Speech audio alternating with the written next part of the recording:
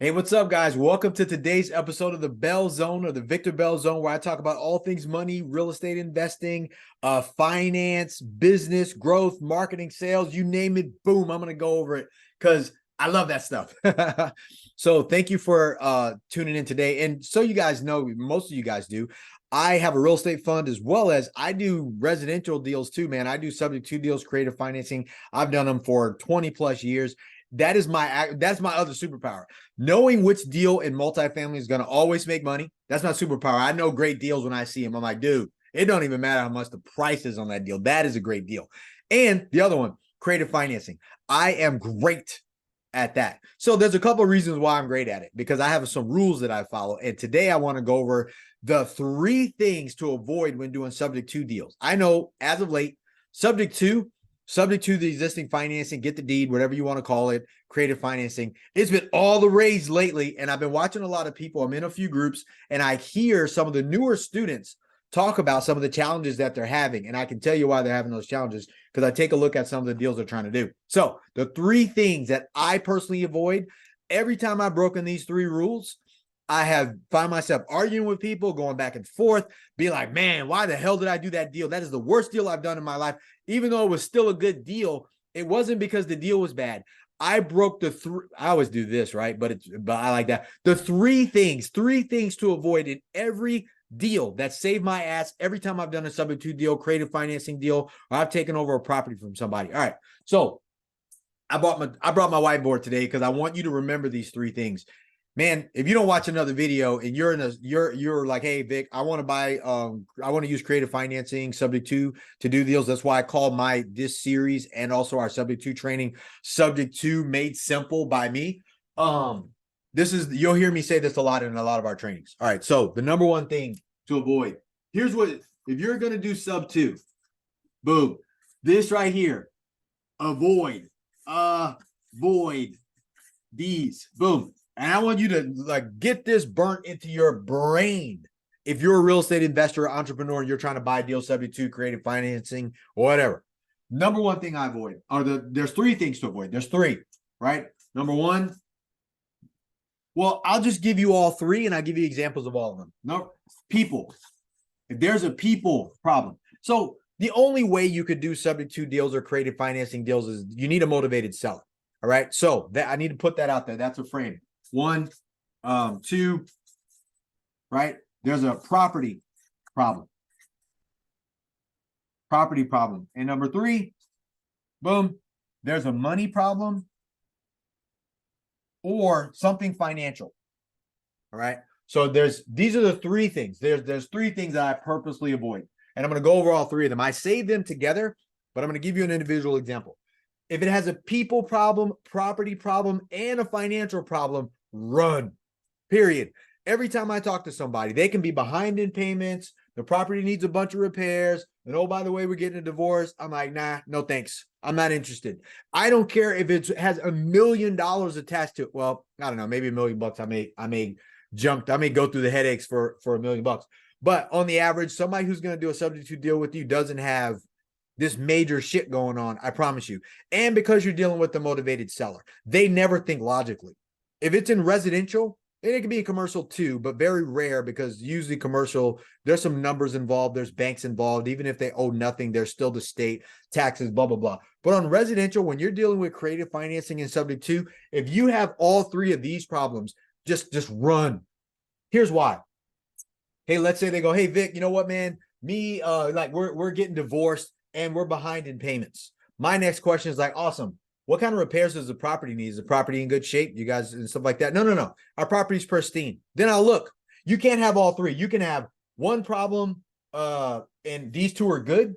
The property can be in great condition, and they are not behind in payments. Maybe they got to go. They got 2 payments to make instead of behind. They already live in 1 house and are thinking about renting this out. There's not a lot of equity in the deal, maybe stuff like that. Those are money and financial problems. But maybe, hey, I'm getting divorced and my property is a shit show. Really? All right. Got it. I'm probably not going to be interested. Well, you can just have the property. No, because I don't want to go through the emotional roller coaster that you guys may be on. Like, this is so important. No one said this to me. right? But because I deal in prettier houses, nicer houses, you rarely ever find the house that's in bad condition. You either find that there's a people situation going on, divorce, maybe they lost jobs, which falls back into financial, because now a person lost their job, but the property's in good condition. We can take care of that. They're going to move. I'm going to take over the property as it sits, but the property is in good condition. I can still slide into their situation and make it make sense for me without the headache. Like, if you're going to do creative financing, it doesn't make sense to buy a headache. Here's what I see people do. They go, man, I found this property. It needs $200,000 worth of renovations. The payments are $3,000 a month. Oh, by the way, I want a $25,000 finder's fee for putting the deal together. And the people are in divorce, which means they can maybe later find themselves back in court. Somebody's not going to like what you did, right? Like, why would you ever step into that world? It's not worth it, man. Not every deal is worth it. So when you're doing subject to, these are the three things that I'm going to tell you 100% to avoid. Avoid it. If the property has one problem, great. If it has two problems, you can still start to look, but no, it's going to start to get a little spicy and hairy, right? Nobody likes spice and hair. You can have spice without the hair. You can have hair without the spice, but not both. So, but this situation, this is what I look for. Matter of fact, when we call on the deal, I'm like, hey, what's the reason for selling? Someone died. It's a kid who still has the property left, people problem. And then the property needs some work. They didn't bring it up to speed, blah, blah, blah. Got it. And they need some money. Man, I don't know what that's going to look like. I'll talk to them, but it's probably not going to be something I'm interested in. Why? Because I'm going to have to fix the property. That's money. They want money. That's more money. And now I got to deal with emotional baggage surrounded by money and this property. There's more deals out there. I'm just going to pass. I'm like, dude, I'm not interested. Now, some of you people out there learning subject twos and all these different groups will be like, oh, I'm going to wholesale the subject two, and you make it more confusing than it needs to be. Great. Go for it. But this is how people get sued later. This is how people go, well, you know what? I went with this guy and he said he was going to make the payments and blah, blah, blah. And then all of a sudden you're dealing with somebody who tried to subject to the deal. They needed to find somebody who wanted those terms that they got and fix it up and put money into it and pay them. And then when that person doesn't perform, it falls back on the person who structured the deal. Man, that's what I'm telling you. Just try to keep subject to simple, man. That's why I wanted to make subject to simple. Find a motivated seller, negotiate creative financing through subject to, control the deal one way, shape, or form. Turn around and keep that deal yourself by selling it on a rent to own or selling it just outright retail and just be done. You can own the property through subject to, take over the property, make the payments or not make the payments, bring them current, whatever you're going to do. Long as they're nice properties and somebody wants it. Like, stick to my rule. If you had, I mean, it does not going to happen that way, but I'm like, man, if I get this property, can I get rid of it by next week? Because if my concept in my head says, yeah, somebody's going to want this thing, somebody's going to, boom, Vic, I want it. If the right person saw it, then I'll look. But if it has any of these three problems that I feel like you need to avoid if you're doing subject to or creative financing, man, I just pass. It is not worth it. I've done enough deals to know better. Hey, I'm a product of that. I got sued because I took over a property from someone in foreclosure, not paying his money on property taxes and a bunch of other stuff, stealing from Section 8 people. It was a multifamily deal, and this guy wanted money. All problems. And I said no. And then I came back later because the good of my heart, I was like, you know what? Let me see if I can help you because I can. I waited till he called me at the last minute. And then later, a year later, sued me because I sold the property to somebody else. And he was like, oh, man, I want money. And I had to go back and forth to court. It cost me a lot of money and a lot of time with attorney's fees, going back and forth, mental anguish. Because I'm like, dude, I didn't do shit wrong. This guy's coming after me, man. I helped him. It don't matter. I broke one of my own rules. That is the last time I've done that. The very last time. And I want to say that might have been like, I don't know, 2010.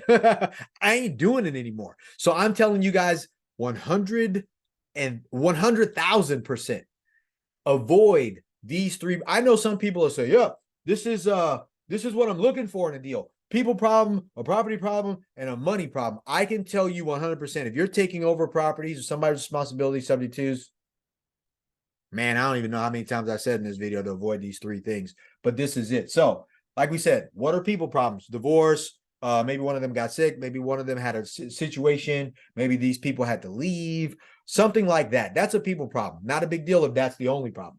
Property problem, major renovations, tax issues, major damage, things like that. Not very nice, not in a good location, not in a good, a place where people want to live, and you have to deal with a bunch of low income stuff. When you're taking over a property, that's when you're taking over a piece of real estate, especially residential, whether it's condo, house, townhouse, whatever, whatever you're doing, the property matters more than the actual thing that you're taking over, like their mortgage, their debt, your creative financing, your structure, your self-financing, the terms, all that other crap. The property needs to support what you're creating. And if it doesn't do that because it's a shit property, walk.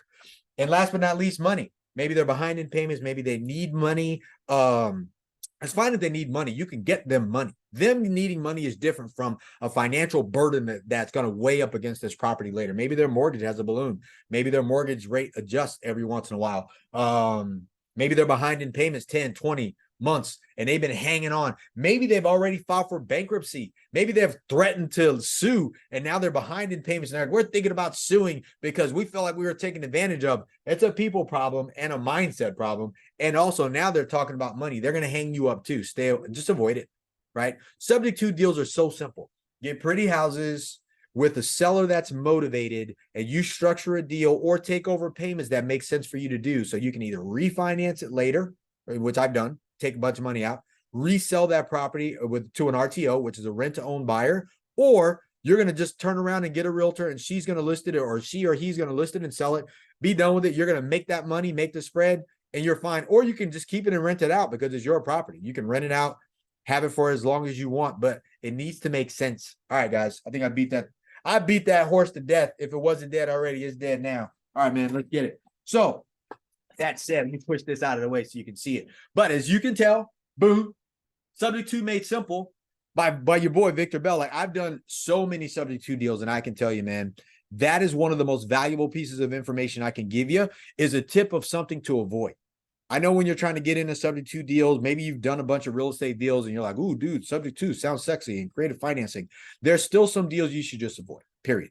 Now, if you have that background and you're a construction guy, great, go do that kind of stuff. Or a construction gal, you came up in that business, you understand those costs. But I can tell you, it's actually easier to get nicer properties subject to and creative financing from people who have money, business owners, things like that. They just want to move on. It's easier to get those deals that have no hair on than it is to get the ones that are. All right. So anyways, I hope you enjoyed this video. I hope you like this video. Like it, share it, give it a thumbs up, give it a thumbs down. Don't be a hater and a hider at the same time, man. I love that. I say it all the time. But if you're interested in learning more about subject tos, creative financing, how to buy real estate with none of your own money, none of your own credit, and take over great properties, great locations, and build on that, man, I'm happy to help you with that. Go to bell-capital.com/real estate training. That is our subject to training. That's in there, as well as a bunch of other training. And I have a new program coming out called sub2madesimple.com. That'll be up and running soon. And that is going to go over how I've been doing this pretty house business, taking over properties subject to for 20 plus years. And man, I love that. That is my go-to strategy. 98% of my residential type properties have been done through creative financing using subject to. All right. So probably the best in the world at that I know of. There's a bunch of people doing it, but it doesn't mean they're good at it. That just means there's a bunch of people doing it because they've done some and they have a big network. I do this and just own them myself. That's what you should be able to do. And I want to help you do more of that because I love that. I love being able to change people's financial future with this strategy is my number one go-to strategy. So hit me up. Subscribe to my channel, like this if you like it, subscribe to the channel. I want to get more subscribers. I want to help more people. If you have questions, reach out to me, leave a comment. I'll answer it. Or if you have some video you want me to make and you want an answer to your own question, let me know and I'll make that video for you, man. I want to do that. I want to communicate back and forth with you guys. So have a great day today. Let's go. Let's get it. Boom. Let me know if you need anything.